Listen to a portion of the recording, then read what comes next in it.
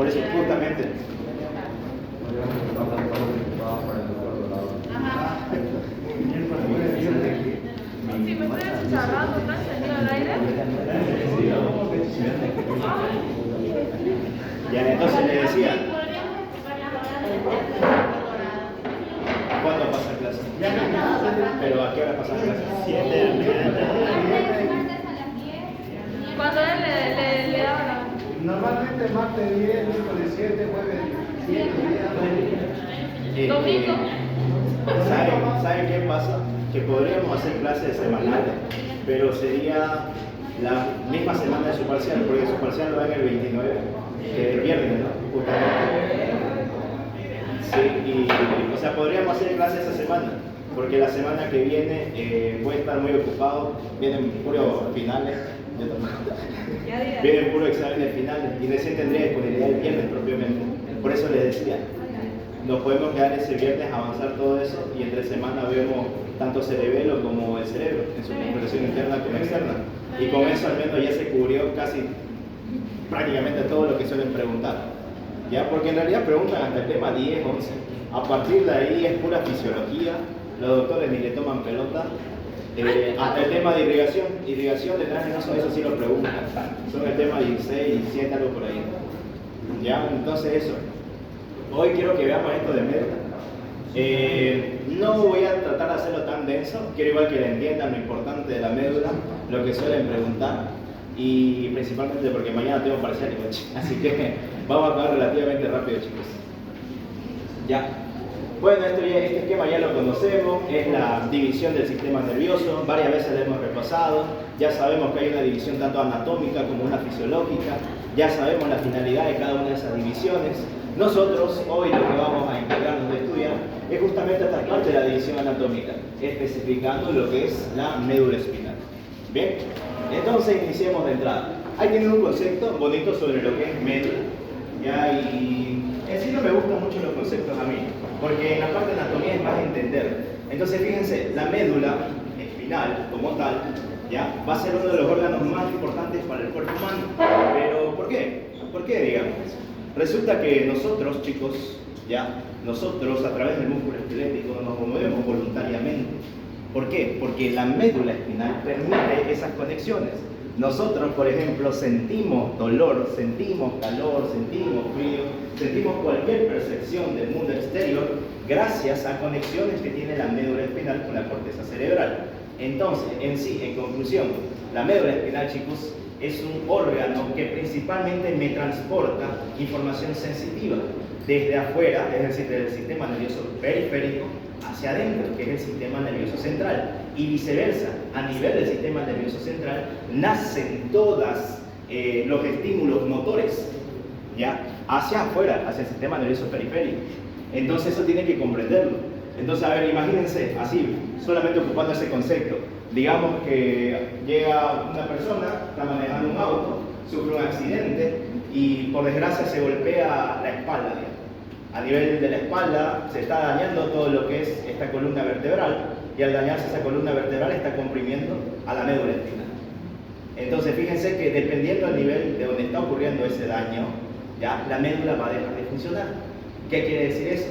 Que esa persona en ciertas partes de su cuerpo va a dejar de sentir, va a dejar de moverse.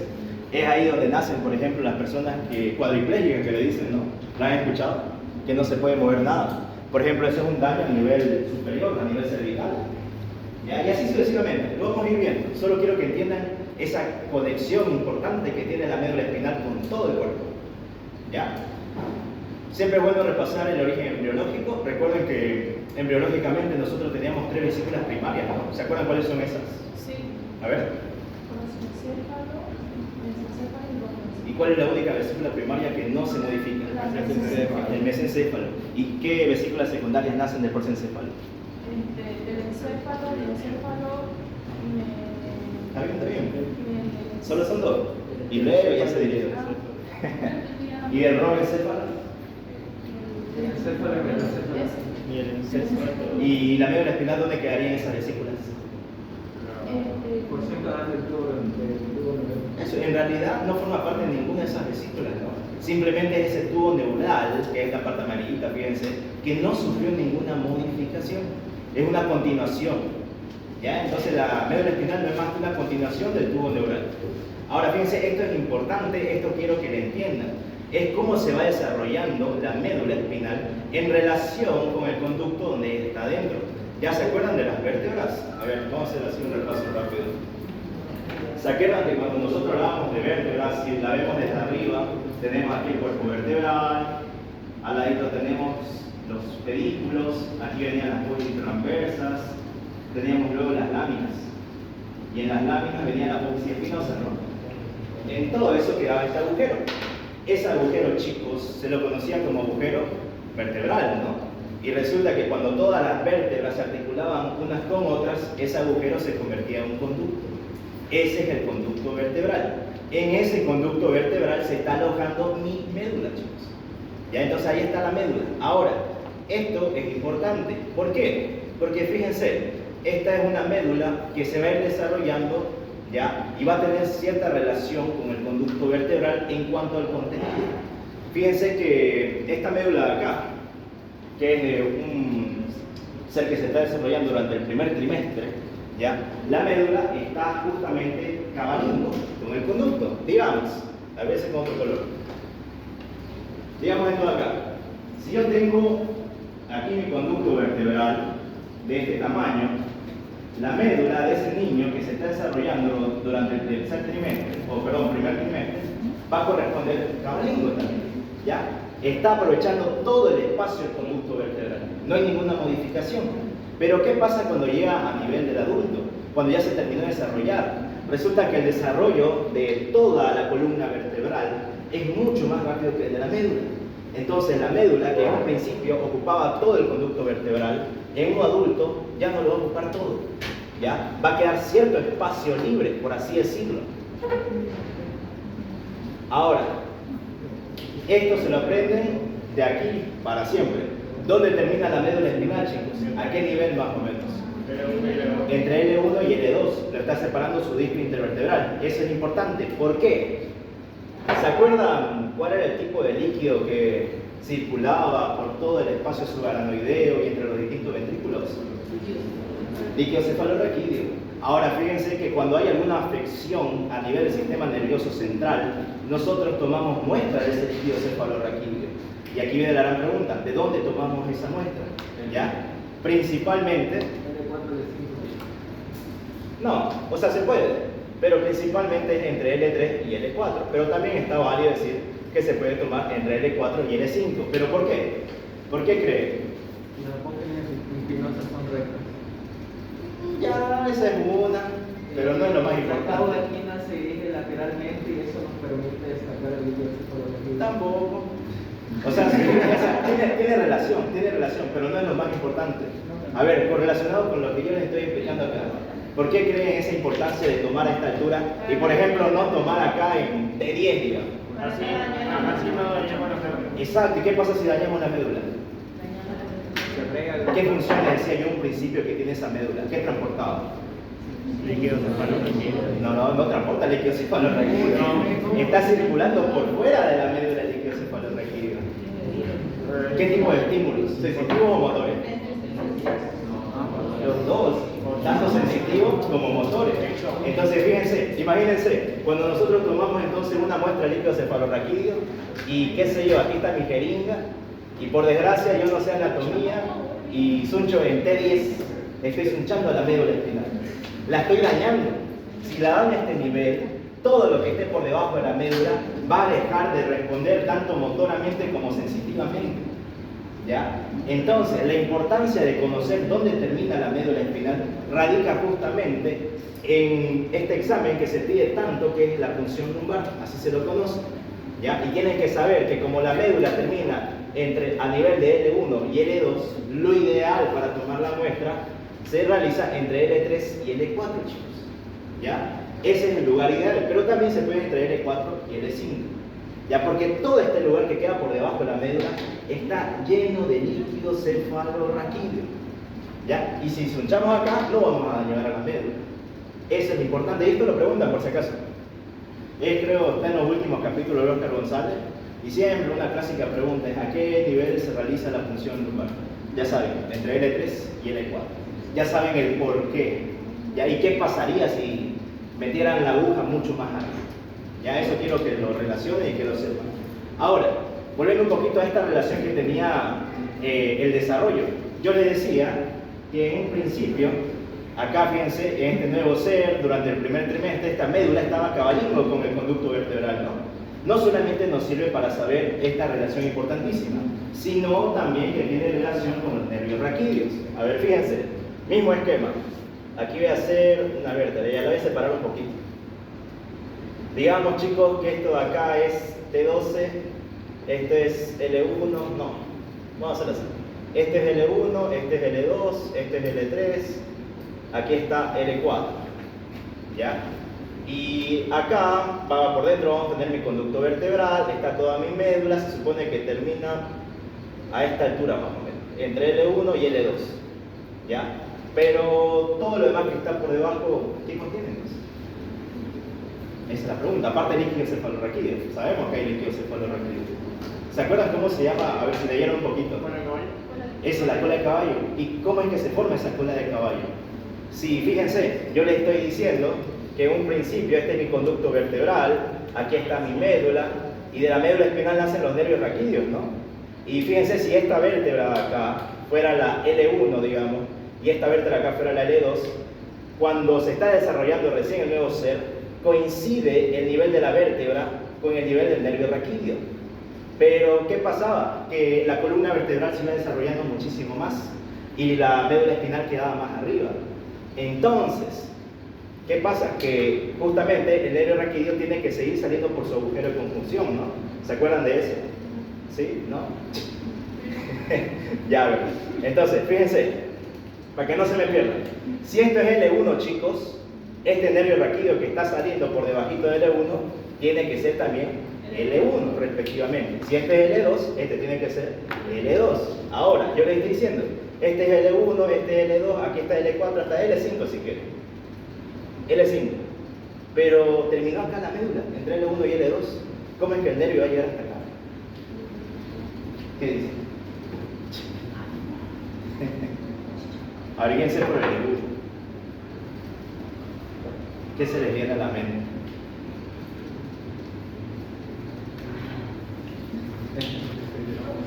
A ver, piénsenla. Fíjense, los ayudo un poquito. Digamos que a este nivel están haciendo L5. L5 viene y tiene que salir por su agujero de conjunción. Ahora L4 viene y tiene que salir por su agujero de conjunción. Lo mismo con L3 y así sucesivamente con S1, S2, S3, S4, S5 y los coxillos que pueden ser entre 1 a 3. ¿Ya? ¿A qué quiero llegar con esto? Perdón.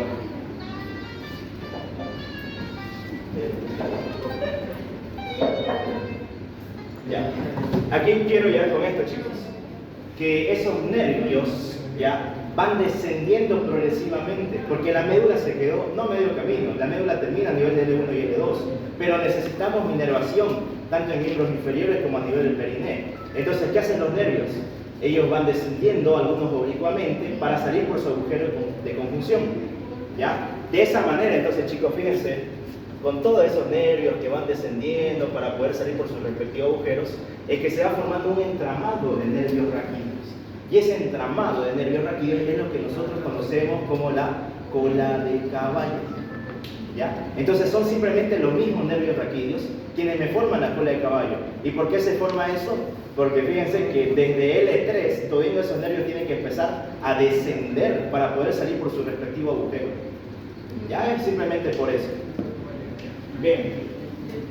¿Qué más? ¿Qué dice ahí? Los límites son importantes. ¿Se acuerdan? Bueno, para determinar el límite superior de la médula espinal, habían varias opciones que nosotros decíamos, ¿no? Que algunos incluso eran medio controversiales de acuerdo al libro que ustedes leían. Algunos autores manejan que decimos que la médula espinal inicia ni bien el bulbo raquídeo atraviesa el agujero magno del occipital. Otros autores, ya, y sería lo que ustedes tienen que aprender, porque eso le van a preguntar para su parcial, dicen que la médula espinal inicia cuando nace la primera raicilla raquídea, ¿ya? O sea, Fíjense, si esto es mi tronco encefálico, voy a tener primero mesencéfalo, luego viene el puente, termina en bulbo raquídeo. Ahí está, el bulbo. Entonces, todo lo que está por debajo del bulbo decimos que es médula. Pero ¿dónde exactamente sería el punto anatómico donde iniciaría esa médula espinal? Cuando ella me da sus raicillas para formar al primer nervio raquídeo. ¿Ya? Y justamente estas raicillas nerviosas, chicos, coinciden con una estructura anatómica que se puede observar a nivel del bulbo raquídeo. Ya se la conoce como la decusación motora. Tiene así una forma de X. Ya eso va a cobrar muchísima importancia cuando estudiemos bulbo, porque resulta que esta decusación motora no es más que el entrecruzamiento que tienen las fibras piramidales. Y ahí esto igual se lo aprenden desde ya. Las fibras piramidales son principalmente transmitidas a través de una vía que justamente se la conoce como la vía piramidal. Y esa vía piramidal, chicos, es la principal vía motora. ¿Ya? Que a nivel del bulbo raquídeo, esto que iba bajando así bonito, uno por un lado, otro por otro lado, se entrecruzan hacia el otro lado. ¿Ya? El 90% de las fibras nerviosas se entrecruzan hacia el otro lado y me forman esa decusación motora, ya que es otro punto de referencia que yo tengo para saber dónde inicia la médula espinal. Porque justamente lateral a esta decusación motora están naciendo las primeras raicillas nerviosas del primer par raquídeo. ¿Ya? Entonces tengo esos dos límites para manejarlo, para que lo tengan en cuenta. Bien. El límite inferior ya lo conocen, es a nivel de L1, L2. Ahí está terminando la médula espinal. Termina en una estructura con forma de cono, así. Y esa estructura se la conoce como cono medular, respectivamente. Ya, aquí tiene, fíjense, esta es la imagen que les decía. Esto es, chicos, bulbo raquídeo. A este nivel del bulbo, esta es una visión posterior. Ya, bueno, en realidad acá no estamos viendo la decusación motora porque esto es posterior. La decusación motora la vemos anteriormente. Lo que sí podemos ver acá es el nacimiento de las raicillas nerviosas posteriores, es decir, las sensitivas. Entonces, fíjense, por debajo de este nacimiento de las raicillas nerviosas, es decir, a partir de acá aproximadamente, ya es médula espinal. Esto todavía es bulbo raquídeo. Esto de acá más arriba es puente. Ya entonces manéjenlo así. Bien. Aquí estamos viendo cómo se forma la cola de caballo. Fíjense, son los propios nervios raquídeos que tienen que salir por su agujero de conjunción. Por ejemplo, si este es el hueso sacro, fíjense cómo el hueso sacro tiene sus propios agujeros de conjunción, por donde tiene que salir S1, S2, S3, S4 respectivamente. Y ahí, como van descendiendo uno tras otro, se forma este conjunto de nervios raquídeos, que es lo que yo le decía, que se conoce como la cola de caballo o la cauda equina. ¿Ya? A ver, esta imagen nos sirve para ver que la médula espinal no es, no tiene un diámetro como tal definido en toda su extensión. Tiene distintos diámetros, ¿ya? Y lo más principal es que ustedes tienen que conocer respecto a esos diámetros son los engrosamientos. Tenemos dos engrosamientos principales, un engrosamiento superior y un engrosamiento inferior. Este de acá correspondería al superior, chicos. Y justamente esta parte de la médula está mucho más engrosada, porque en esta porción cervical se está formando los nervios raquídeos que van a dar paso al nacimiento del plexo braquial. ¿Ya? Y lo mismo sucede a nivel inferior. Todo este engrosamiento se debe a que tienen que dar paso al nacimiento de los plexos lumbar y sacro, o plexo lumbosacro. ¿Ya? Entonces ahí está el cono medular que yo les decía, es su parte terminal. Cono medular, como vimos anteriormente con médula, lo encontramos a nivel entre L1 y L2. Ahí está la forma, bueno, esas generalidades, ¿no? No lo suelen preguntar, pero ahí está, como datasis. Los engrosamientos, ya esto es lo que yo les estaba mencionando, el superior lo encuentran entre C4 y T2, es todo esto que se los marqué aquí azul. Ahí está, el inferior, chicos, está aquí en naranja, está ubicado entre T10 y L1 respectivamente. Es el engrosamiento lumbar o inferior. ¿Ya? Bien, ¿qué más tenemos? Otra cosa importante respecto a la médula es conocer las relaciones que tiene esta. Y resulta que tiene dos tipos de relaciones, que el Oscar González la divide en dos estuches. Dice que hay un estuche blando y que hay un estuche duro respectivamente. ¿Ya? A ver, en esta imagen de acá, fíjense, mi médula espinal es todo esto que estoy señalando. Todo esto otro, chicos, todo esto que estoy delimitando con el láser es el conducto vertebral.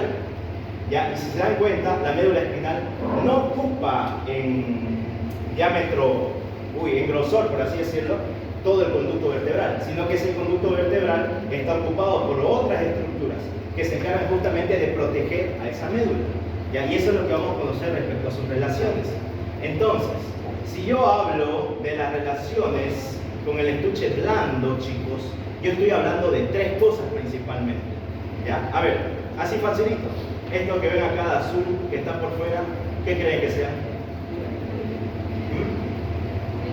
Venas, ¿no? Entonces, se dan cuenta, hay gran cantidad de plexos venosos en este espacio. ¿Y estas venas dónde están, chicos? ¿Qué sería esto acá? Ese tejido amarillento, tejido adiposo. Entonces, tenemos bastante tejido adiposo y plexos venosos en todo este espacio que no está ocupando la médula espinal. ¿Qué más? Resulta que la médula y en sí todo el sistema nervioso central estaba recubierto por tres meninges, tres membranas delgaditas que yo les mencioné. Ya de afuera hacia adentro, ¿cuáles son, chicos? A ver otra vez. No, de afuera hacia adentro. Dura madre, aracnoides y vía madre, respectivamente, ¿no? Bien, ¿viste? Ahí está. La dura madre, fíjense, esta de acá es la que está más por fuera. Debajo de la dura madre, como si fuera una hoja encima de otra, está pegadita al aracnoides. ¿Ya? Y resulta que hay situaciones en las que esta dura madre se puede separar del aracnoides, dejando un espacio. Ese espacio, chicos, cuando existe, se lo conoce como espacio subdural. ¿Ya? Y todo este otro espacio que está ocupado tanto por grasa como por plexos venosos, se lo conoce como espacio epidural. Epi porque está por fuera. ¿Por fuera de qué? Por fuera de la dura madre. Y sub, el término sub es para decir que algo está por debajo. ¿Por debajo de qué? Por debajo de la dura madre. ¿Ya? Entonces esos dos espacios no se olviden. El epidural, que está ocupado por tejido adiposo, ¿qué es eso? Por tejido adiposo y plexo venoso. Ahorita se arregla, yo creo. ¿Ya? Y el espacio subdural, que está justamente delimitado entre lo que es la dura madre y la aracnoides. Ahora, fíjense acá, chicos, entre lo que es la aracnoides y la membrana más interna de esas meninges, que es la vía madre, queda otro espacio, que es todo esto de azul que ustedes están viendo. Ese espacio es importantísimo, es el espacio subaracnoideo. ¿Y qué está discurriendo por ahí? Líquido cefalorraquídeo. ¿Ya? Entonces, fíjense, la médula espinal está tan bien protegida que para que haya un daño a nivel de esta médula, realmente el traumatismo que tiene que sufrir esa persona tiene que ser muy potente. ¿Ya? Porque estamos conociendo obviamente solo el estuche blando, ni siquiera tocamos el estuche duro. Y el estuche duro está dado principalmente por los huesos y los ligamentos. ¿Ya? Pero fíjense, tanto la grasa como los plexos venosos, el propio líquido cefalorraquídeo que se encuentra periféricamente, ya es como un sostén para esa médula espinal, los protege, ¿ya? Eso quiero que lo entiendan, no está ahí vagando por la vida tranquilamente la médula. Esto es lo que yo les decía, el espacio que queda entre la dura madre y la aracnoides, es el espacio subdural. Este otro espacio que les decía, que queda justamente entre la aracnoides y la vía madre, ¿ya? El espacio subaracnoideo, donde encontramos principalmente líquido cefalorraquídeo. El otro espacio que queda periféricamente, donde está ocupado por grasa y plexos venosos, es el espacio epidural, ¿ya? Ahí está. Y bueno, esta imagen de acá es para entender un poquito el estuche duro. Entonces, el estuche blando, ya vimos que son todas aquellas estructuras que están protegiendo a la médula periféricamente a ellas, pero más por fuera, las que están conformando el conducto vertebral es puro tejido óseo y específicamente es la columna vertebral. ¿Ya? Entonces, relacionar de facilingo, ¿no? Si esta es la médula espinal, esta es una vista anterior, esta es vista posterior. Anteriormente, chicos, ¿qué tenemos hablando de las vértebras? ¿Qué es todo esto de acá? ¿Qué es esto?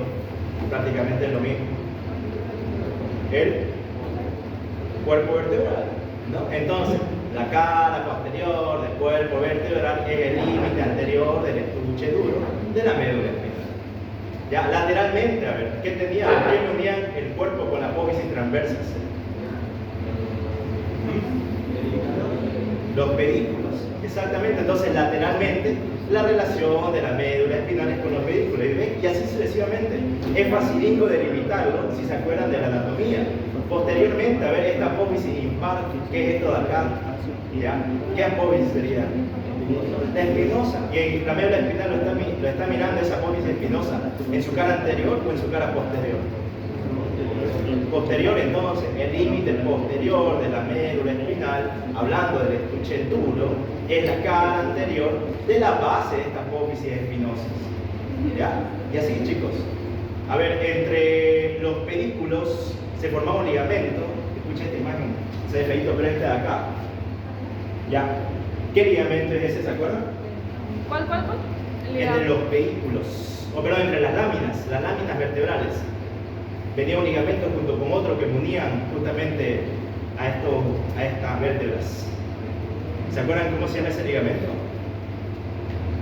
El ligamento coxígeno. No, es el ligamento amarillo, chicos. ¿Ya? Ligamento amarillo, ligamento flava, es lo mismo. Y de repente, fíjense, acá más adentro y extendiéndose desde lo que es aproximadamente el axis, que es la C2, hasta el hueso sacro, tenemos otro ligamento, ¿ya? Que es el ligamento longitudinal posterior, es todo lo que estoy señalando. Bueno, acá hace una pequeña porción, ¿no? Todo lo demás está recubierto. ¿Será? Sí, por eso está feo. A ver si lo mueve un poco. Mejor. Ahí está. Es culpa de Catacora. Listo. Adelante. Ya, entonces esto acá le decía, fíjense, esto es el ligamento longitudinal posterior. Se está extendiendo desde el axis, que es la C2, hasta el hueso sacro. También forma parte del límite anterior del estuche duro de la médula espinal. ¿Ya? Y esto de acá que yo les decía, que está entre las láminas de todas mis vértebras, este ligamentito, acá está el otro, acá hay otro, ¿ya? Eso es el ligamento amarillo. Ese ligamento, chicos, también es importante cuando se quiere hacer ese procedimiento de punción lumbar. ¿Ya? ¿Por qué? Porque el médico que va a hacer ese examen, primero va a atravesar la piel, luego atraviesa el tejido adiposo, luego atraviesa el músculo, luego atraviesa este ligamento que está acá entre cada apófisis espinosa, que es el ligamento Amarillo. no, entre la apófisis espinosa y los Ah, ¿dónde? el interespinoso, ¿ya? Atraviesa ese, pero su punto de referencia más importante es cuando atraviesa el ligamento amarillo. Se siente como si ustedes estuvieran atravesando una tarjeta, ¿ya? O sea, se siente, escucha, que no sé cómo explicárselo. ¿Tarjeta? ¿Ya? Nunca han roto una tarjeta con un lápiz ni por No, curiosidad? ¿quién hace eso? No es sobrenatural. Ya bueno, háganlo para que tengan una idea de cómo el médico se da cuenta que llegó a este espacio de acá. Y en este espacio, chicos, que es el epidural, se toma la muestra, se inyecta un anestésico, por ejemplo, ¿ya? Para dormir esa parte del sistema nervioso central, para hacer procedimientos. ¿Y de dónde se tomaría el líquido cefalorraquídeo? ¿En qué espacio? O sea, ¿dónde más tendría que meter la aguja? Acá. Epidural. No, en el epidural no hay líquido cefalorraquídeo. En el epidural mete la aguja para meter un fármaco anestésico de repente. Quiere dormir a esa persona. ¿Ya? Pero ¿de dónde va a tomar la muestra de líquido cefalorraquídeo? ¿De qué espacio? El espacio subaracnoideo, por excelencia. ¿Cómo estaba delimitado ese espacio? ¿Entre qué meninges? ¿Entre cuál? Aracnoide y pia madre. Es aracnoide y pia madre. Y de repente había un espacio, ahí está el ligamento que le decía, y de repente había otro espacio entre la dura madre y la aracnoides. ¿Cómo se llamaba eso? Ligamento epidural. Ligamento. Espacio. No, epidural no es el que está más por fuera, el subdural. ¿Ya? Porque ese está por debajo de la dura madre. ¿Ya? Y ese espacio, chicos, cobra bastante importancia cuando, por ejemplo, eso se llena de algún líquido. Por ejemplo, sangre. La acumulación de sangre en ese espacio se lo conoce como hematoma subdural, por ejemplo. Ya solo para que lo relacionen, para que no sea en vano, digamos, que conozcan este espacio. Porque de momento se lo menciona y qué importancia tiene, digamos, ni siquiera se puede ver. Ya es para que lo tomen en cuenta. Y acá, de hecho, fíjense, voy a aprovechar de ocupar eso. Yo les decía que el hematoma subdural no es más que la acumulación de sangre en ese espacio que queda entre la dura madre y la aracnoides. ¿Ya? ¿Cómo se ve eso en un examen de imágenes? Más específicamente, esto acá que es una tomografía. La sangre, chicos, es todo esto que está acá. Aquí se está acumulando la sangre. Todo esto que está delimitando así por fuera es mi dura madre. Y todo esto que está delimitando acá por dentro es mi aracnoides. Entonces, todo esto, chicos, sería un hematoma subdural o epidural. A ver, piénsalo bien. Se lo planteo así. Tenemos esos dos espacios importantes. Epiduralmente, ¿qué encontrábamos? Tejido adiposo. Tejido adiposo y Vasos. plexo venoso principalmente, ¿no? Ajá. Y en el espacio subdural, ¿qué encontrábamos? Prácticamente nada, a menos que haya alguna acumulación de líquido. Solo sabemos que está delimitado entre la dura madre y la aracnoide respectivamente. A ver, entonces esto de acá se está delimitando, acá hago una pequeña corrección, que ahorita me di cuenta, se está delimitando, chicos, el tejido cerebral, ya toda esta parte de acá sería la dura madre. Todo esto que está por fuera es el hueso. Entonces, entre el hueso y la dura madre está habiendo la acumulación de sangre. ¿Qué espacio sería ese? El epidural. ¿Ya? Ahora, fíjense, de repente, acá tenemos otra imagen donde igual encontramos acumulación de sangre. ¿Ya? Pero ahora sí, tenemos que acá, por fuera del tejido cerebral, está delimitado por la dura madre, no se tocó para nada. Y por dentro de él estamos viendo que ahora sí se está delimitando por las aracnoides. ¿Ya? Acá también hay acumulación de sangre, pero ¿cuál es la diferencia entre este y este? Aparte del color. Su aracnoideo, A ver, baja ahí. su aracnoideo y Fíjate que el espacio subaracnoideo decíamos que era entre la aracnoides y la vía madre. Y acá está entre la dura madre y la aracnoides. ¿Cómo se llamaría entonces? Subdural. ¿Y cómo le llamamos a la acumulación de sangre en algún espacio? Hematoma. Entonces, ¿cuál sería el nombre completo de esto? Hematoma subdural. ¿Y de este de acá? Epidural. Bien, ¿ven? Y así lo reconocen. ¿Ya? Facilito. Esto lo van a ver muchísimo más adelante, pero al menos ya tienen una idea. Y a ver, pues relacionémoslo un poquito más. Resulta que los hematomas epidurales, chicos, principalmente se dan por daños a las arterias. ¿Ya? Y una de esas principales arterias que se daña es la arteria meningia media. ¿Rama de quién es la arteria meningia media? ¿Qué arteria? Lo ayudo, es una rama que me da 14 ramas colaterales.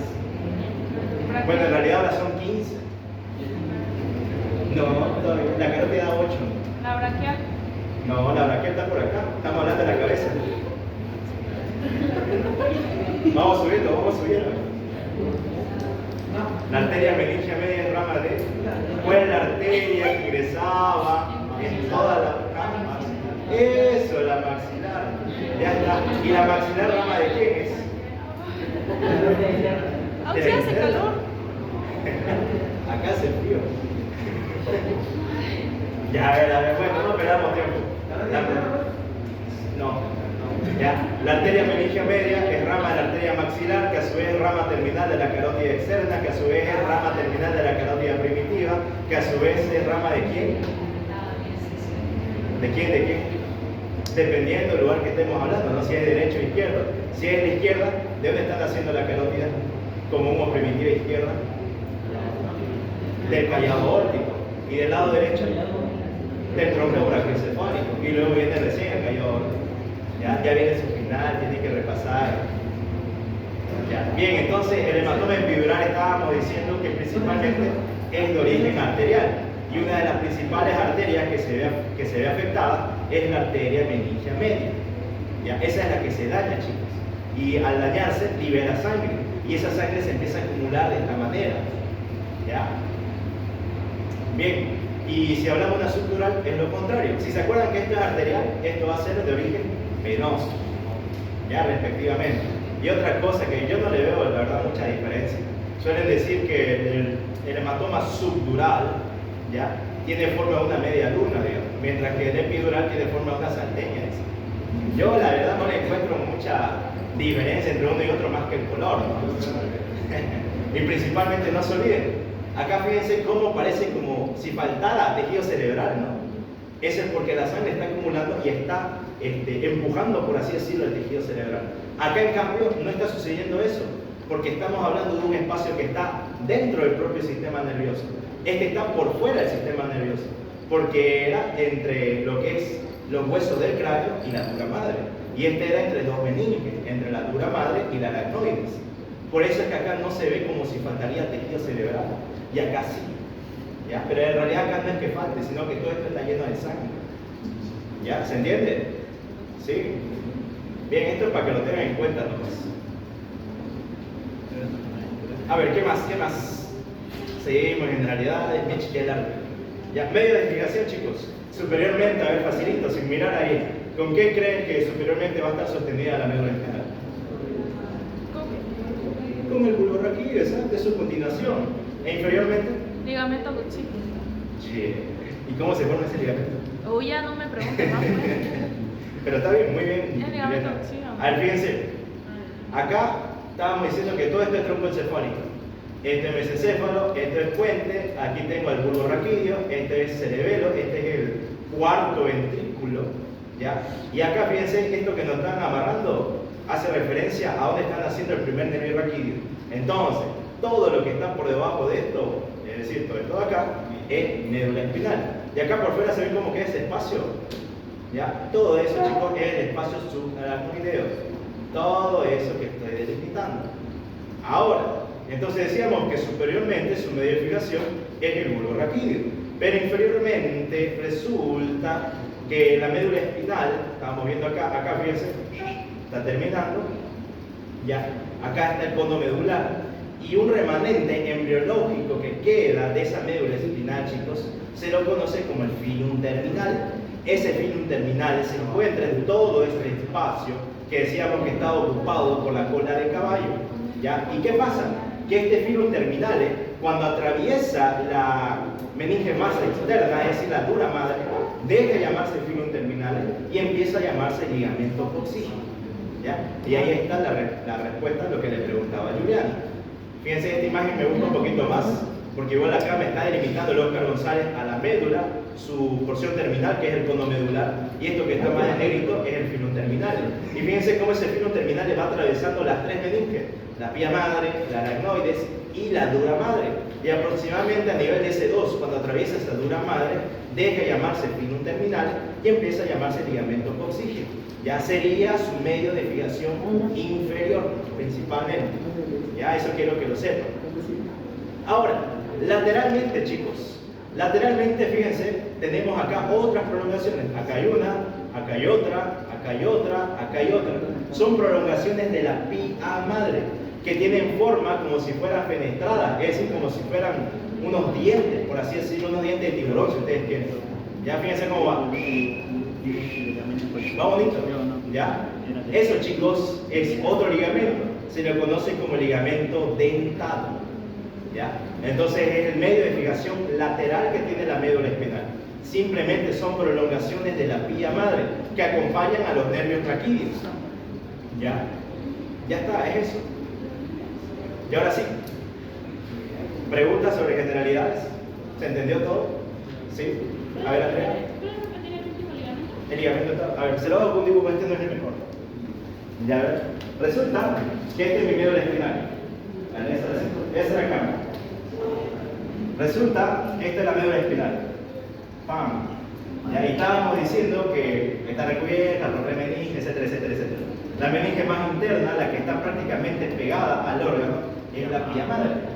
¿Ya? Pero ¿qué pasa? Que de la médula espinal estaban naciendo los nervios raquídeos. Fíjense, aquí tenemos el nacimiento de C1, el primer nervio raquídeo de toditos.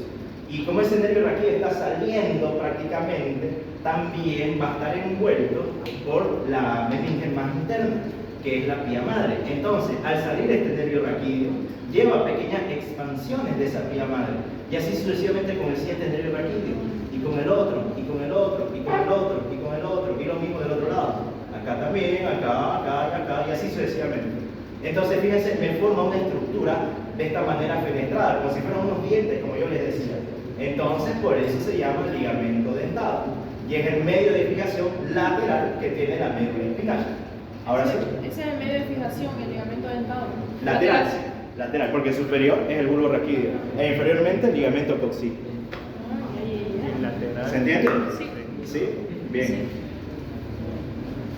A ver, ahora sí entremos a configuración externa. Este es facilín, 2 manazos. A ver, ¿Externo o interno? externa, externa. La interna no es fácil, hay que tenerle respeto. Ya ver. ¿Cómo me voy a dar cuenta principalmente si yo estoy viendo una vista anterior o una vista posterior? Hablando de la médula, ¿cómo se darían cuenta con esta imagen ustedes? Es una longitudinal media anterior. A ver. Es una longitudinal media anterior. Ya, ¿cuál es eso? ¿La puedes señalar? ¿La puedes señalar? Sí, excelente. A ver, señalarla.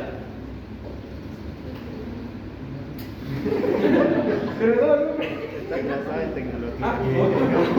Hay un puntito rojo ahí. Creo que es el láser. Ya. Sigamos nomás.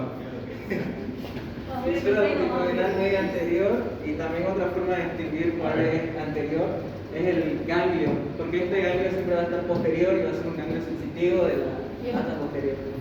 Y el anterior va a ser el motor, ¿no? Sí. El posterior es Exacto. sensitivo. Y ahorita les voy a dar cómo se van a acordar de eso para toda la vida. ¿Ya? Bien, entonces fíjense, una de las maneras de poder identificar si estamos viendo una vista anterior o posterior de la médula espinal es observar esta gran fisura, chicos. Que esta fisura solo está presente en la parte anterior, porque en la parte posterior no llega a ser fisura, llega a ser simplemente un surquito. Acuérdense que un surco es como un caminito, es como si una serpiente pasara por la tierra y deja un caminito, ¿no? Ese es un surco, pero acá es una fisura, este sí es un verdadero, ¿cómo decirle? Un verdadero camino, pues que lo implantaron bien, por así decirlo. ¿Ya? Por eso se llama fisura media anterior y esto solo lo van a ver en la vista anterior. Ahora, otra manera de identificarlo, que es lo que mencionaba Jair, es justamente saber identificar los nervios raquídeos. Fíjense, esta parte anterior, que corresponderían a las raicillas nerviosas anteriores, me forman al nervio raquídeo anterior. Y sucesivamente, estas raicillas nerviosas posteriores me forman al nervio raquídeo posterior. Pero ¿cuál es la diferencia entre un nervio raquídeo anterior y un nervio raquídeo posterior? Exactamente, se me fue la palabra. Ganglio, bola. No, claro, es ganglio. ¿Pero cómo se llama? Ya, este embultamiento que tiene, ya, que es un ganglio nervioso. Acá se encuentra el núcleo de la neurona pseudonipolar que va a cumplir la función de llevar la información desde el sistema nervioso periférico hacia el sistema nervioso central.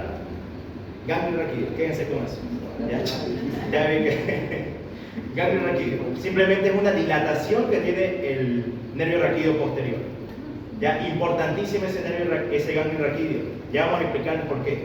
Pero no se olviden. Ahora, estábamos diciendo, o bueno, para que reconozcan, no tan de memoria, sino para que se acuerden, ya la médula espinal, desde un principio yo les decía que tenía 2 tipos de funciones: llevar información sensitiva y responder a través de estímulos motores. Entonces, fíjense, a la médula espinal, cuando veamos configuración interna, la vamos a dividir en 2 porciones. Y vamos a decir que todo lo que sea anterior, es decir, este nervio raquídeo anterior, lleva la información motora, mientras que todo lo que es posterior va a llevar información sensitiva. Exacto. Y ahora, ¿cómo hacer para recordar y no sea solo de memoria? Relaciónenlo con el propio cuerpo humano. A ver, si yo veo el cuerpo humano desde posterior, ¿de qué estoy hablando? De la espalda, por así decirlo principalmente, ¿no? Y en la espalda, ¿qué encontramos? Piel, leve, tejido adiposo y músculo. Nada más. Y si hablamos de la parte anterior del cuerpo humano, ¿qué vamos a encontrar? También piel, tejido adiposo, músculo, pero encontramos un montón de órganos. ¿Ya? ¿A qué quiero ir con todo esto? ¿Ya? ¿Qué es más fácil? ¿Sentir algo a nivel de la espalda o sentir algo a nivel de la barriga, por así decirlo? De la espalda, porque tiene menos capas, ¿no?, de protección. Entonces, simplemente yo me acuerdo con eso. Si yo recuerdo que a nivel de la espalda prácticamente es mucho más fácil que yo sienta las cosas, voy a decir que por excelencia ese es sensitivo. ¿Ya? Simplemente es como mnemotécnico. No quiere decir que anteriormente no haya sensación, ¿no? Falso es eso. Hay sensación. Pero es simplemente para que se acuerden. ¿Ya? O bueno, si tienen una full memoria, no se olviden que el ganglio raquídeo siempre es posterior y por ahí va a pasar la información sensitiva. ¿Ya? Entonces es para que lo relacionen simplemente. Para que no sea pesado. Ahí está lo que se hacía, la fisura longitudinal media. Allá, fíjense, a nivel de donde están naciendo las raicillas nerviosas de los nervios raquídeos, se forma este surco que está ubicado entre la cara anterior y lateral de la médula. Por eso se lo conoce como surco anterolateral. Y si hay un surco anterolateral, va a haber un surco posterolateral, que es donde van a estar naciendo las raicillas nerviosas posteriores, respectivamente. Fíjense, esta es una imagen posterior, chicos. ¿Ya? ¿Cómo sé que es posterior? Porque a este nivel estoy viendo a mis nervios raquídeos y aquí está el abultamiento. Acá estaba por detrás, pero acá lo estoy viendo adelante. Entonces, este es sensitivo. Este sería el surco posterolateral. ¿Ya? Ahí está. Este es el surco longitudinal posterior. Fíjense que no llega a ser una fisura así como esto.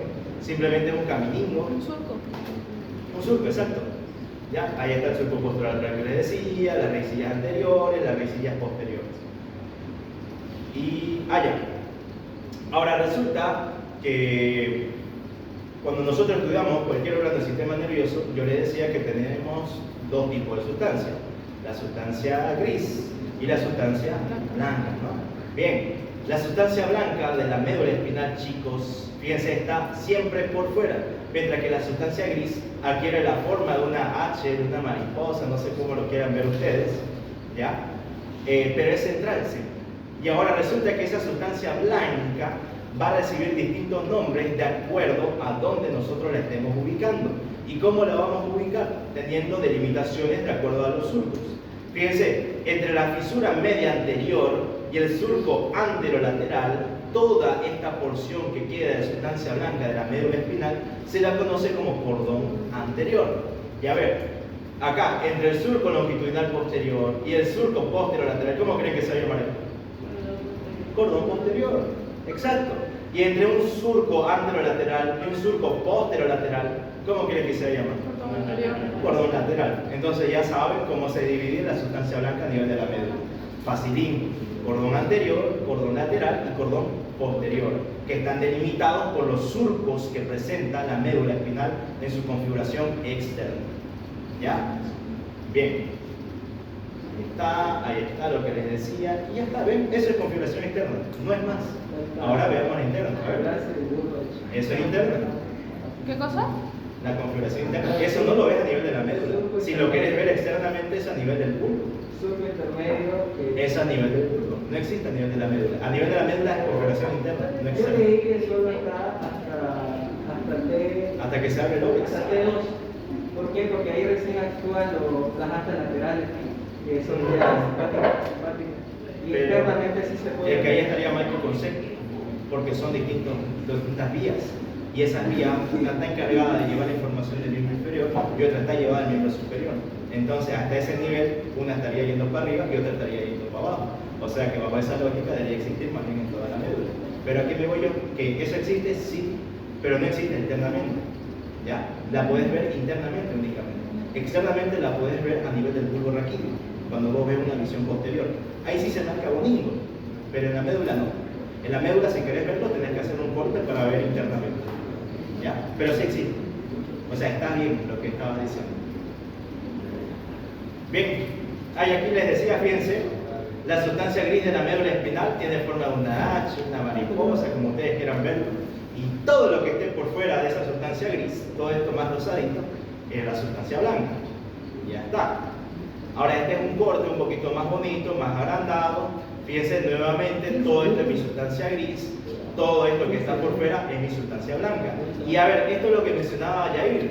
Fíjense, esta es la fisura media anterior y este es el surco longitudinal medio posterior.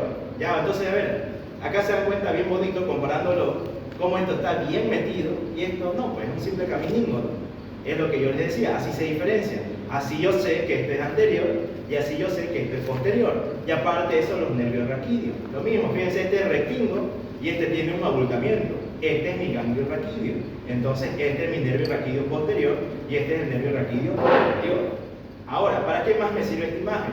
Para ver lo que mencionaba su compañero. Fíjense que entre el surco longitudinal posterior y el nacimiento de las raicillas nerviosas, que correspondería al surco posterolateral, existe un surco intermedio, que es este de acá, que me va a delimitar dos haces, que en un momento los vamos a ver, ya que son importantes.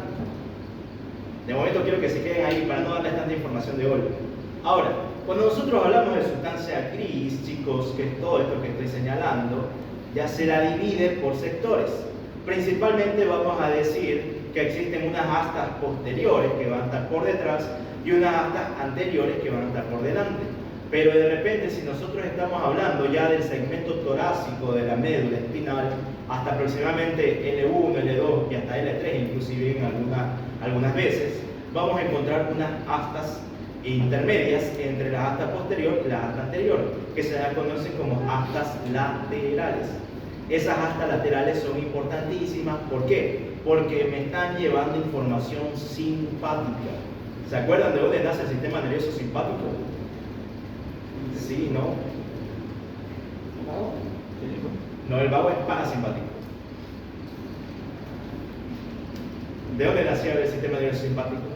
¿Parte de qué sistema nervioso era?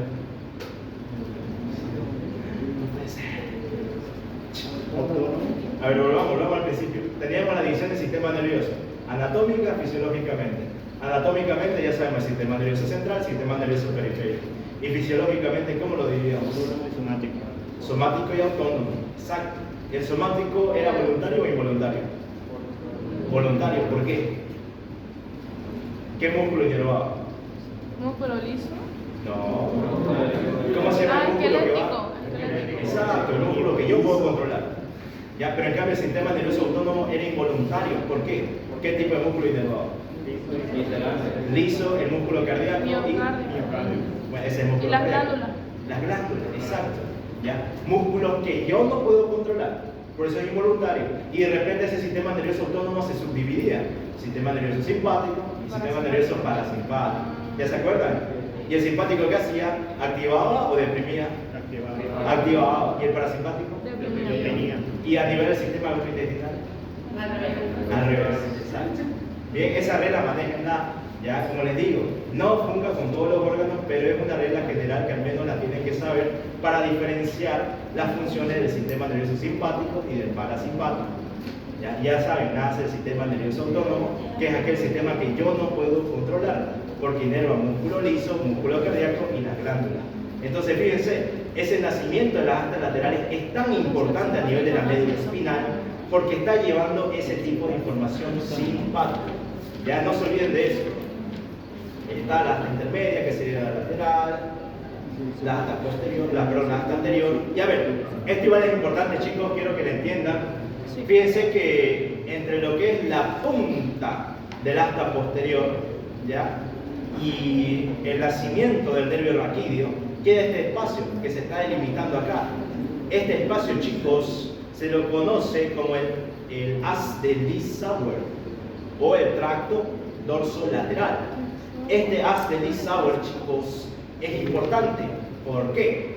¿Ya? Porque resulta que él va a llevar información tanto ascendente como descendentemente a distintos segmentos medulares. ¿Ya? A ver, si yo hablo de un segmento medular, por ejemplo, a ver si esta es mi médula espinal, y aquí está naciendo el primer nervio raquídeo, acá el segundo, digamos. ¿Ya? Un segmento medular, chicos, es donde está emergiendo cada nervio raquídeo. Entonces tengo acá un segmento medular C1, digamos, acá tengo C2, acá tengo C3 y respectivamente. Entonces, ¿qué hace esa zona marginal de Lee-Sauer? ¿Ya? Cuando llega la información, ella manda esa información, digamos que la información llegó acá a C2, ok, ella se la va a mandar a C1 y también se la va a mandar a C3, ¿ya? Y relacionemos eso. Por ejemplo, si esa información que está llegando a C2 es información de dolor, ese dolor no solamente se va a sentir a nivel de C2, sino que también lo van a sentir a nivel de C1 y también a nivel de C3. Por eso no solamente suele doler en un punto específico, digamos, sino que duele en zonas relacionadas a ese punto. ¿Ya? Y de repente van a ver que ese dolor inclusive se podría irradiar hacia otros lados más, o sea, viajar a otras partes del cuerpo. Y ese tiene otra explicación, que con los haces se entiende todito. ¿Ya? Pero de momento solo quiero que se acuerden de eso, que la zona marginal de Lee-Sauer es la zona que queda comprendida entre la parte más periférica del asta posterior y el nacimiento de los nervios raquídeos dorsales. ¿Ya? Ahí está mi zona de Lee-Sauer.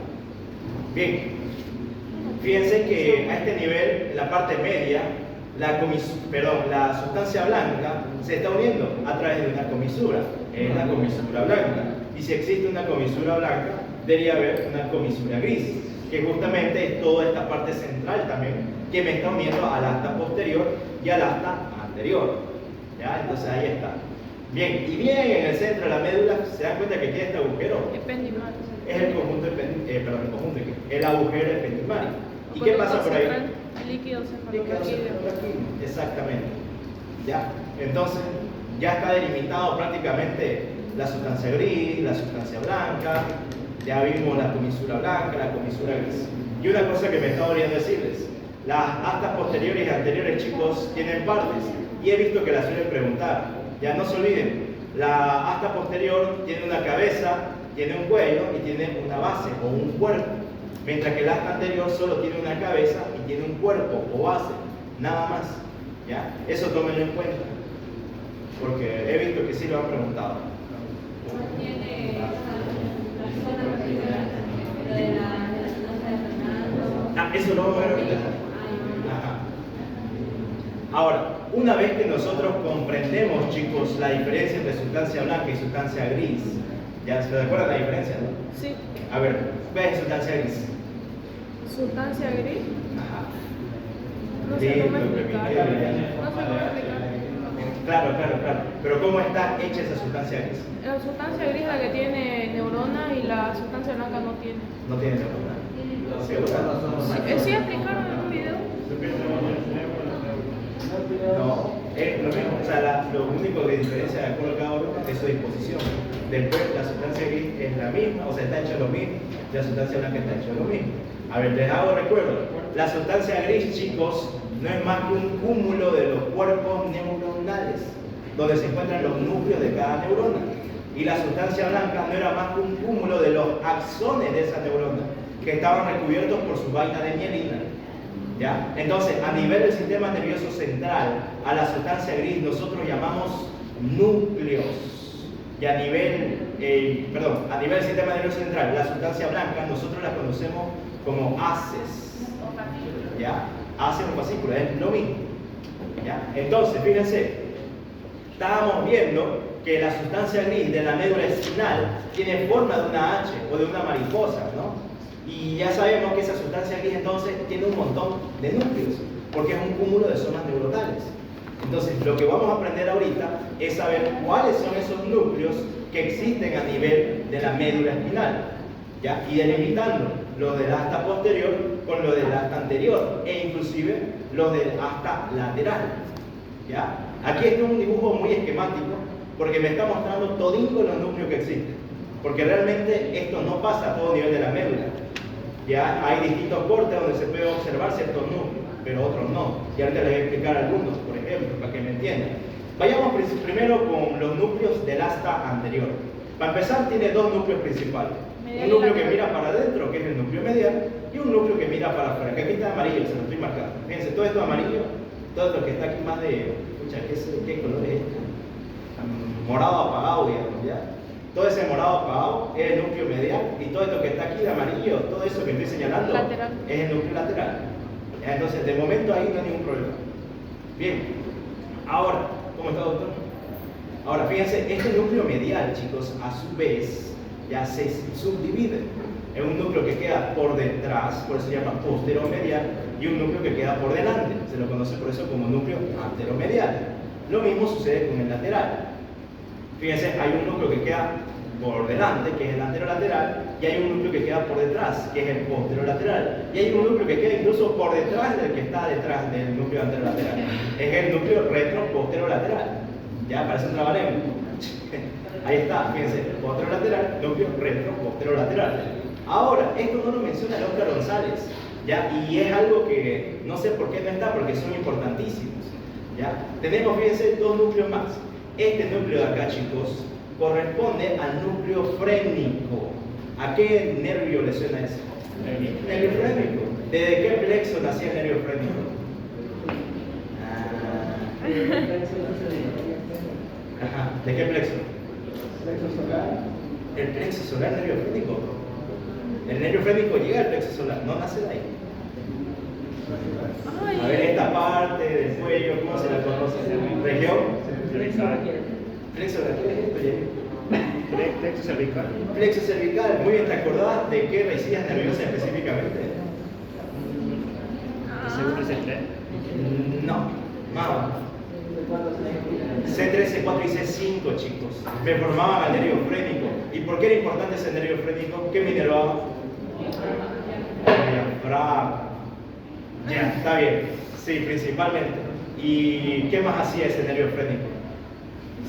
¿Hacia qué otro plexo llegaba? Al plexo solar. Y ahí recién. Ya, entonces fíjense, el núcleo de origen del nervio frénico, chicos, está a nivel de la médula espinal. Ya, específicamente entre C3 y C5. De aquí están naciendo las raicillas, ya que luego me van a formar a través del plexo cervical el nervio frénico propiamente. ¿Ya? Entonces eso entiéndanlo. Ahora, ¿cuál es el 11º par craneal? ¿Cómo se llama? Accesorio o espinal. espinal o Nervio espinal o accesorio. accesorio, ¿no? Ahora resulta, a ver, ¿se acuerdan cuál es su origen aparente? ¿De dónde estaban naciendo? Aparentemente. ¿Qué parte del glúteo requiere? Ya el surco anterolateral o el surco preolivar que le dicen, ¿no? Ya bien, ese era su origen aparente, digamos. Pero, ¿qué vamos a aprender en neurodato, digamos? Que existe un núcleo real.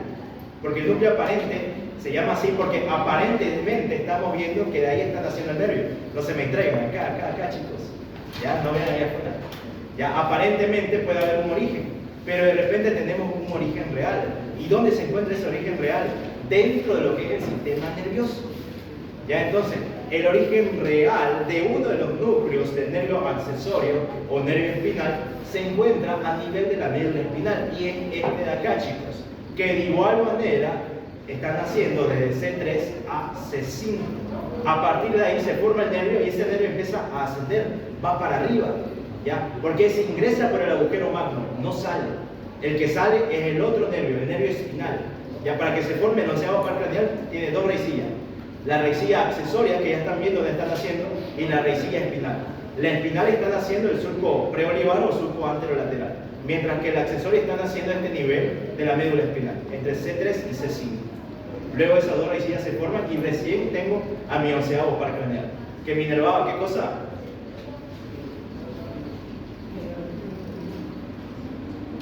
¿Qué inerva el 11º par craneal? El motor sensitivo mixto, pasamos de ahí. Es mixto, ¿Por qué es mixto? porque el consejo más tenía se encargaba de innovar músculos y no me acuerdo, ¿no? Ya. ¿Te acordás qué músculo inerva? ¿Te acordás qué músculo inerva? El accesorio innovaba creo que los músculos Dos principalmente. Ajá. El más potente del cuello, ¿cómo se llama? El esternocleidomastoideo y en la espalda el dorsal ancho. ¿Ya? Pero ahora, mira, hasta ahí tu respuesta está bien, pero sensitivamente no inerva nada.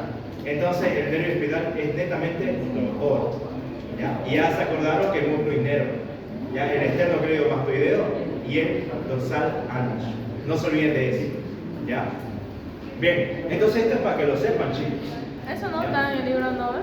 No está en el que no sale. ¿Dónde lo van a encontrar? En el Rubier, en el SNER, en cualquier otro libro que sea bueno. El que no sale es lo bueno. Ah, El que no sale es un resumen. ¿Ya? de resumen. Es un resumen de resumen técnicamente. Le falta demasiada información. Pero lastimosamente es el libro que les pide. Igual no tienen mucho tiempo para estudiarlo, ¿no? Así que está bien. No conviene por Ajá. el tiempo. Todos estos núcleos entonces que vimos son del asta anterior. Es decir, que todos estos núcleos son motores. Y estamos correlacionando inclusive con los nervios que les mencioné. El nervio accesorio es netamente motor. Fíjense, están naciendo del asta anterior, que es motora. El nervio frénico es netamente motor también. Está inervando el diafragma, que es un músculo. ¿Ven? ¿Se dan cuenta cómo se correlaciona todo? Entonces, el núcleo medial vendría a inervar lo que es el cuello y el tronco, ¿no? Principalmente. Y el lateral, Los los miembros. que restan. Sí. Ah, ya. Eso ya es un poquito más avanzado. Igual, ya vamos a hablar de eso, ya vamos a charlar. ¿En qué tiempo? No, muy bien. ¿En qué tiempo? Ahorita vamos a ver, tranquila. Ya, Todo esto entonces son los núcleos del asta anterior. ¿Cuál pone el Óscar González? Si no estoy mal, solo menciona medial y lateral. Y ya está. ¿Sí? ¿Alguien confirma? ¿Corrobora? ¿Cómo? En el Óscar González, el asta anterior solo pone núcleo medial y lateral. Sí. Ya, ahora están viendo que no solo es eso. Es Hay más. mucho más. Sí. Exacto. ¿Ya? No se queden con lo mínimo, siempre vayan a más. ¿Qué tal? ¿Ya? Ahora el asta posterior. Los núcleos del asta posterior, yendo de lo que está más por fuera hasta lo que está más por dentro. El que está más por fuera, chicos, se lo conoce como el núcleo marginal de Waldecker. El que está por debajo de este núcleo se lo conoce como la sustancia gelatinosa de Rolando. Más por debajo de este núcleo granado es el núcleo propio del asta posterior. Y luego tenemos dos núcleos, uno que mira para adentro, que es medial, y uno que mira para afuera, que es lateral. ¿Cómo se llama el medial? ¿Su epónimo? Clark. ¿Segura? Sí. El mediano, ¿eh? Sí. Clark. ¿Y el lateral? No sé, Besh. Bertels, no sé qué. Beschler. Tres. Ahí está. ¿Ven? Se llama núcleo basal porque están en la base. ¿Ya? Y bueno, medial porque vienen hacia medial. De Clark porque fue el tipo que lo descubrió. Sí. ¿Ya? Y respectivamente este igual. ¿Ya? Entonces todos estos son los núcleos del asta posterior. ¿Ya? ¿Qué más? ¿Qué más? Ahora, si nos vamos, digamos que estamos en un segmento de T2 a L3 aproximadamente, vamos a encontrar a las astas laterales. Y en esas astas laterales vamos a encontrar núcleos de origen autónomo. ¿Ya? Entonces de repente, fíjense, tenemos un núcleo medial que corresponde a información simpática y asimismo un núcleo lateral que también me lleva inervación simpática. Pero de repente, aproximadamente entre lo que es toda la región sacra, vamos a encontrar que ahí se encuentra este núcleo que lleva información parasimpática. ¿Ya? Entonces no se olviden eso, son importantes. Aquí están realmente todos los núcleos que existen a nivel de la médula espinal, ya para que los conozcan bien. Y ahora, una de las formas de ubicar a los núcleos es de acuerdo a una sistematización que se hizo de la sustancia gris, ya que se las conocen como las láminas de Reza. Así yo no le entendí. ¿Ah? Las láminas yo no le entendí. Simplemente son delimitaciones que se hacen a nivel de la sustancia gris y es para ubicar a los núcleos. Fíjate que, vamos a ver, la primera lámina de Reza es esta que se encuentra bien en la periferia de la sustancia gris. Aquí está la cabecilla del asta posterior. Acá se dan cuenta, hay un núcleo. Ese núcleo es el núcleo marginal Waldecker. Entonces, simplemente la lámina de Reza me dice que en la lámina 1 nosotros vamos a poder ubicar ese núcleo. En la lámina 2 vamos a poder ubicar al núcleo gelatinoso de Rolando. Entre lo que es la lámina 3, 4 y 5 aproximadamente, vamos a poder ubicar al núcleo propio. A nivel de la lámina 6 vamos a encontrar a los núcleos medial de Clark y lateral de Beschler. ¿Ya? La 7 corresponde a la comisura gris. Y si estamos hablando de un segmento torácico, al asta lateral. ¿Ya? El 8 representa la parte más medial del asta anterior, donde vamos a ubicar justamente al núcleo medial. ¿Ya? Y el 9 está dividido por sectores. Aquí tenemos un sector que es el que está amarillo, que está medial, y acá está otro sector que está más por fuera. ¿Ya? Y la última lámina de Reza, que es la número 10, es la que va a rodear al agujero del epéndice. ¿El agujero qué? Ependimario, del epéndice, Ya. es lo mismo. Bien, entonces de esa manera se está dividiendo la sistematización de las láminas de Reza. ¿Ya? Simplemente es para ubicar, ¿visto algunos no hemos? Simplemente es para ubicar las distintas disposiciones de los núcleos que existen a nivel de la sustancia gris. ¿Ya? Ya. Bueno, ahí están los distintos núcleos. Fácil, fácil. A ver. Bueno. Pero se las voy a pasar.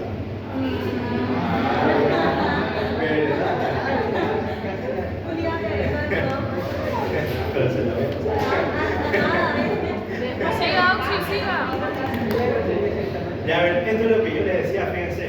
Acá hay distintos cortes de la médula espinal, ya en distintos segmentos. Fíjense cómo todo esto que está azul corresponde al segmento cervical, todo esto de amarillo el segmento torácico, esto que está de rojo el segmento lumbar, lo de verde el segmento sacro, respectivamente. Sí. ¿Ya? Y ahí, bueno, acá, para no hacer la larga, les puse los distintos estos cortes, a qué nivel se están haciendo y qué núcleos principalmente se pueden encontrar. ¿Ya? Esto es para que sepan que toda esta imagen es simplemente esquemática. Acá me está mostrando todos los núcleos, mas no existen todos los núcleos en toda la extensión de la médula. ¿Ya? Hay ciertos núcleos que se limitan a ciertos sectores. Por ejemplo, el núcleo acá del nervio frénico, ni cagando va a existir a nivel sacro, pero si el nervio frénico nacía del plexo cervical, ya se limita ahí, por ejemplo. O sea, llega hasta acá nomás. No va a pasar más ese núcleo. ¿Se entiende? Y así con todo, chicos. Esto es para que simplemente entiendan la disposición de cada uno de estos núcleos. A ver, esto acá es para introducirnos a las vías o a los haces. Ya, tranquila, tranquila. Te lo voy a hacer facilito, para que no se olviden. A ver, antes que nada, si yo hablo de una vía o de un haz, yo voy a tener de dos tipos. Voy a tener aquellos que son aferentes y voy a tener aquellos que son eferentes. Aferente es lo mismo que decir ascendente. Ya, para que se acuerden, los dos empiezan con A. ¿Y qué me quiere decir eso? Que cualquier vía aferente va a empezar a ascender. Pero ¿cómo ascender, digamos? ¿Cómo funciona eso? Para empezar, ¿qué tipo de información me lleva? Me lleva información desde el sistema nervioso periférico hacia el sistema nervioso central. Pero esa información primero, ¿a dónde me la lleva? A la médula espinal. ¿Ya? Y se llama ascendente porque esa información va a empezar a ascender a nivel de toda la médula hasta llegar a la corteza cerebral. ¿Ya? ¿Entienden? En cambio, la vía descendente o vía eferente se llama así porque esa vía va descendiendo, chicos, desde lo que es la corteza cerebral hacia lo que es la médula espinal. ¿Ya? ¿Se entiende entonces esa diferencia? Ahora fíjense cómo vamos a combinar acá. Bien, uno de los haces ascendentes que nosotros tenemos, uno de los más importantes de hecho, se lo conoce como el haz espinotalámico lateral. Exacto, porque hay uno anterior también, ¿no? A ver, se llama haz espinotalámico porque inicia a nivel de la médula espinal y termina a nivel del tálamo. Exacto, hasta ahí no hay ninguna duda. Se llama lateral porque discurre por el cordón lateral justamente. ¿Ya? Entonces veamos cómo funciona. Imagínense, esta es una piel, aquí está tranquilo, y a esta piel se le metió ahí un vidrio. Ya qué sé yo, una botella, estaba descalzo, rompió un vaso, qué sé yo, lo que ustedes quieran. ¿Ya? A ver, inició un proceso, esto no quiero que lo sepan, lo voy a adelantar. A ver, fíjense, se metió un vidrio, la está sintiendo la piel. Los primeros en detectar ese dolor, por así decirlo, son las terminaciones sensitivas nerviosas que existen a nivel cutáneo. ¿Ya? Estamos hablando aquí de los nociceptores, chicos. Son receptores para el dolor. O sea que estos son los primeros en captar y los primeros que van a empezar a mandar ese estímulo nervioso de que está produciendo acá dolor ese vidrio que está incrustado en la piel. Entonces, esto no quiero que no tome importancia, esto tampoco, cómo sale. Ahora sí, fíjense, esa primera terminación nerviosa le va a pasar esa información al nervio respectivo de acuerdo a donde sea el daño, por así decirlo. ¿Ya? Entonces va a ir viajando la información por todos los nervios hasta que llega al nervio raquídeo correspondiente. Y en el nervio raquídeo correspondiente, ¿qué aprendimos? Que había uno anterior y había uno posterior. Y en este posterior tenía este abultamiento que se llamaba, ¿qué cosa? El ganglio raquídeo. Ahora, fíjense, aquí lo estoy combinando con mi médula. Esto es una vista anterior, esto es una vista posterior. Fíjense cómo es bonito recordar un poquito que tenemos neuronas pseudo-unipolares. ¿Ya? ¿Por qué se caracterizaba una neurona pseudo-unipolar? A ver, te lo voy a hacer acá. Imagínense, este es mi nervio raquídeo posterior, aquí tengo mi ganglio raquídeo, y acá tengo a mi nervio raquídeo anterior. Todo esto es mi médula. Y ahí está mi médula espinal. Bien, resulta que los nervios raquídeos posteriores contienen neuronas pseudounipolares. Y una neurona pseudounipolar, ¿por qué se caracterizaba? Porque presentaba dos tipos de axones. ¿Ya? Fíjense, aquí voy a tener el núcleo de mi neurona, pero de repente esta neurona tiene un axón que viaja por el nervio raquídeo que va a ir hacia afuera, pero tiene otro axón que viaja hacia adentro, es decir, que se va a comunicar con la médula. Entonces, esa información dolorosa que yo les estaba diciendo va a empezar a viajar por el nervio raquídeo y cuando llega acá a nivel del ganglio raquídeo va a encontrarse con el núcleo de esta neurona. ¿Y qué pasa cuando una neurona se encontraba con otra? Cuando hacen conexión, ¿cómo se llama eso? Exacto. Entonces, el primer lugar donde se va a realizar ese proceso de sinapsis va a ocurrir acá a nivel del ganglio raquídeo. Y ahí esto quiero que lo sepan, esto es para toda la vida. Todas, absolutamente todas las vías sensitivas, chicos, que son las vías ascendentes, hacen sinapsis a nivel del ganglio raquídeo. Toditas. ¿Ya? Ahora, ¿qué fue? Ahí está, fíjense, se lo puse como un puntito rojo para que se acuerden. Este es el primer lugar donde realizan la sinapsis. ¿Ya? Entonces, acá es el primer lugar, es el primer lugar donde ocurre este proceso de conexión, este proceso de sinapsis. Se lo conoce como la primer neurona. Entonces, ustedes van a ir conociendo que hay distintas neuronas. ¿Ya? Cada una de esas neuronas, por así decirlo, está refiriéndose a que la información se está transmitiendo de una neurona a otra. Porque las neuronas no es que tengan axones kilométricos, ¿no? No, es como si, por ejemplo, ustedes quisieran ahorita poner un cargador a su celular, pero el único enchufe es ese que está allá y está ocupado por todito. Entonces, ¿qué hacemos? Ponemos un alargador, ¿no? Lo mismo sucede con las neuronas. Una se va a conectar con otra para que podamos seguir transportando la información. Por eso hace sinapsis. Entonces, esa es su primer neurona. ¿Ya se entiende de momento hasta ahí? Sí. Entonces, rápidamente, teníamos que se metió un vidrio, era captado por los nociceptores. Esa información empezó a transmitirse por el nervio raquídeo. Estamos llegando a la parte anterior, a la parte posterior. A nivel posterior encontramos al ganglio raquídeo, donde por primera vez ocurrió una sinapsis. Y esa sinapsis luego va a ser transmitida hacia la médula, chicos. Fíjense, ahí está, este palito más delgado, por así decirlo, va a ser representado ahora la información nerviosa. ¿Ya? ¿Hacia dónde va a llegar si nosotros estamos hablando de un estímulo doloroso?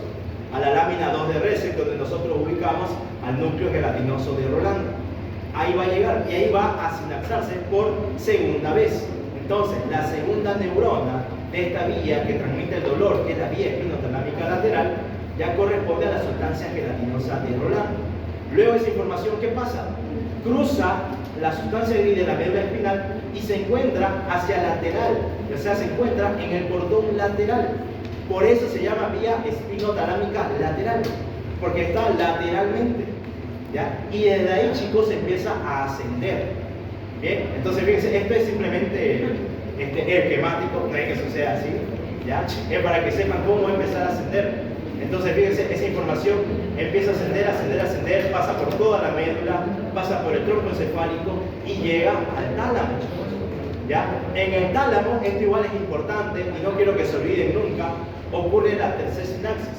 Y esta tercera sinapsis ocurre en un núcleo, el núcleo ventral dorsolateral.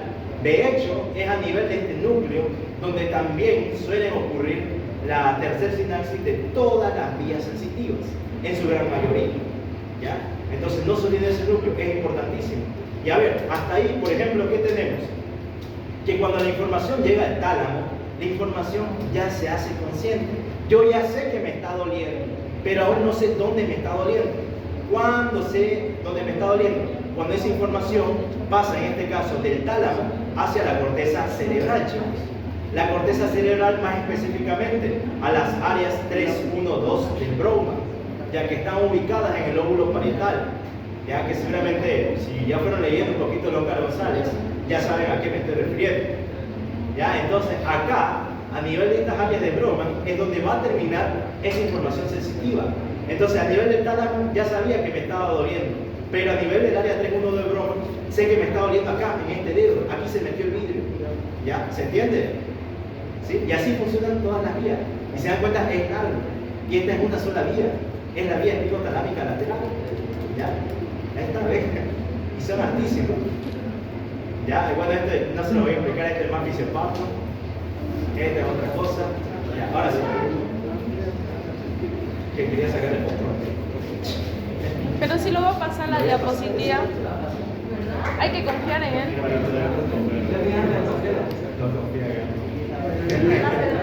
Y a ver, fíjense, chicos, acá prácticamente es el mismo cuadrito que tienen en el Oscar González, pero me están resumiendo a todas las vías ascendentes. ¿Ya? Estas se las tienen que aprender, chicos, lastimosamente. Claro, se las voy a pasar. Ya a ver, Esto no solamente quiero que lo aprendan para su examen, esto lo van a preguntar demasiado en fisiología y va a ayudar a que ustedes entiendan muchísimos trastornos neurológicos. Entonces, después de su examen final, quiero que hagamos una fecha, una clase extra, donde netamente hablemos de todos los haces, tanto sensitivos como motores, ¿ya? Porque toditos son importantes y quiero que toditos lo sepan. Así sensitivo ascendente. Sensitivo o ascendente es lo mismo, ¿ya? Y acá está sobre los descendentes o los motores, que ellos inician a nivel del área 4 de Brouwer y de ahí la información empieza a descender, por eso se llaman descendentes. Los otros se llamaban ascendentes porque la información empezaba a ascender, va para arriba, ¿ya? Entonces no entra mucho en detalle en estos haces, como les digo, pero sí apréndanselo, chicos, preguntan, ¿ya? Y a ver, vamos a matarlo de una vez. ¿Qué suele preguntar más? Preguntan muchísimo este haz epinotorámico lateral, que es el que yo les decía. ¿De dolor?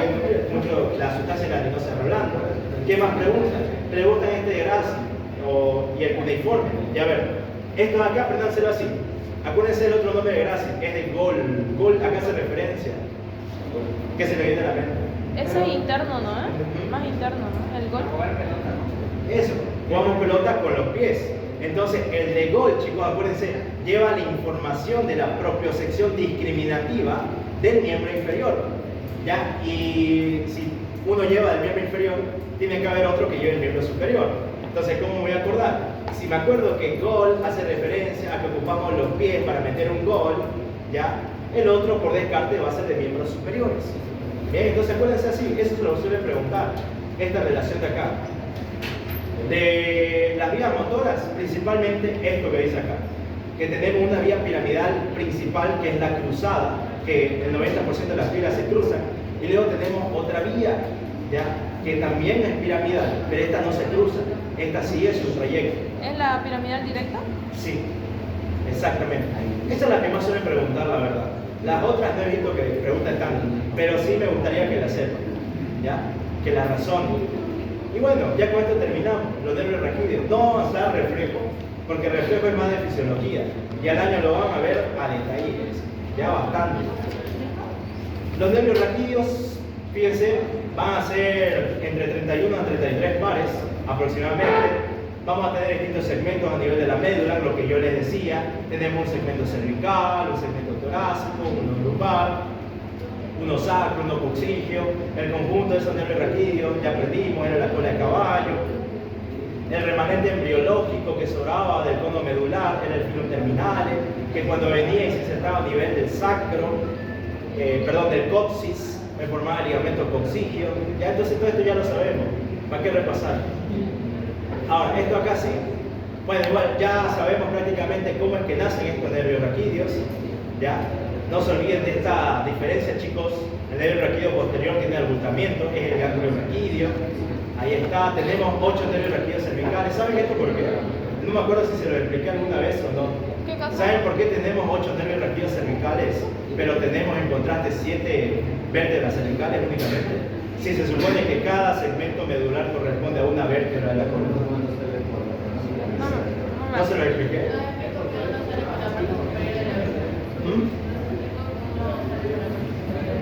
A ver, acuérdense, aquí tenemos el occipital, los cóndulos, aquí viene el atlas, ¿ya? Y acá está el axis, con su diente. Entonces, fíjense, el primer nervio raquídeo de toditos nace superiormente. ¿Ya? Y lo mismo sucede con nosotros. Todos los nervios raquídeos del segmento cervical nacen superior a su vértebra, mientras que todos los demás nervios raquídeos de todas las demás porciones nacen inferior a su vértebra respectivamente. Por eso es que tenemos 8 nervios cervicales. Y luego, como todos los demás nacen inferiormente, tenemos respectivamente la misma cantidad de nervios raquídeos que de vértebras. Es decir, que si yo tengo 12 vértebras torácicas, tengo 12 nervios raquídeos torácicos. Y así sucesivamente. ¿Ahora sí? ¿Sí? Bien. Ahí está. Tenemos 31 a 33 pares. Y bueno, eso es todo. ¿Ya acabó? ¿Ya acabó? ¿Sí? ¿Duda, pregunta? No, sí, bye. ¿Segura? Ok. La voy a mandar, la voy a mandar. Listo, nos fuimos.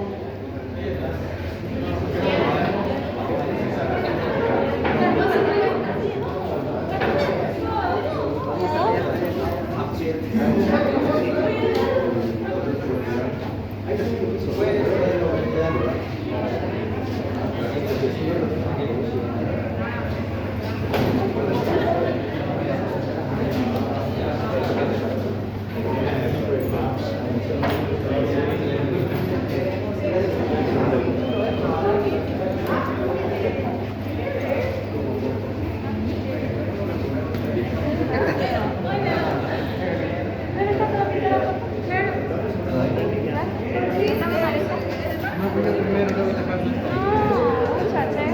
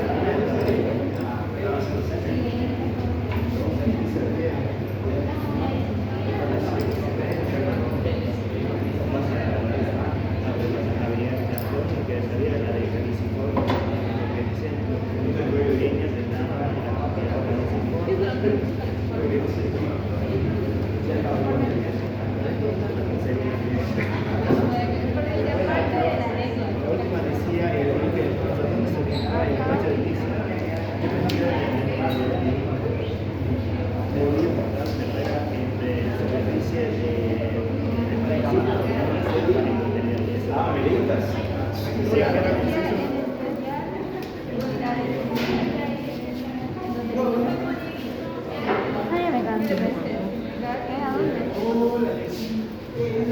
No, eso no hace harto.